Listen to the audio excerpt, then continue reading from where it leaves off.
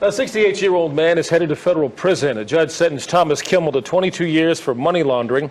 What's more astonishing is that he preyed on people at church. More than 300 victims handed over nearly $20 million. Bruce Mildorf shows us how he was able to convince so many people to give so much for so long. He's a charismatic, smooth-talking salesman. You know how to tell when a salesman's lying? His lips are moving. Amen. Thomas Kimmel traveled to churches across the country, including some in North Carolina, pitching a risk-free investment in a Johnston County used car business. You said, I didn't know about that one. I didn't know about it either, but I got tired of losing money. In actuality, it was very risky, and he encouraged churchgoers to withdraw their retirement savings and pay the 6% penalty. And if you take those funds and then move them into a 12% fund, for instance, you're obviously you're making the spread. You're making the difference there. Before committing to anything, he suggested they seek godly advice. And the best godly counsel I know of sitting in this church is the man of God, amen? So you go see your preacher, and I'm not offended. If he doesn't like it and you say, I don't want to do it, Brother Kim, cool, that's okay with me. Investors made good money between 2006 and 2011, until the scheme collapsed. The worst way is against him with him, and that I don't mean at his testimony. I mean what they would see in the, on the videotapes. His commissions totaled $1.9 million. His lawyer says a third of that went to charity, another third to taxes. Kimmel testified he believed in the investment. Among the listed victims, Kimmel's wife and other close relatives. His sister and brother-in-law walked out of the courthouse with him. They stood by Kimmel and testified he never lied. They invested almost $500,000 into the company and lost it all, just like everyone else. Bruce Mildorf, WRAL News, Raleigh. Thomas Kimmel lives in Indiana with his wife of 45 years. He'll be under house arrest until he reports to prison. The judge recommended he serve his time in Butner.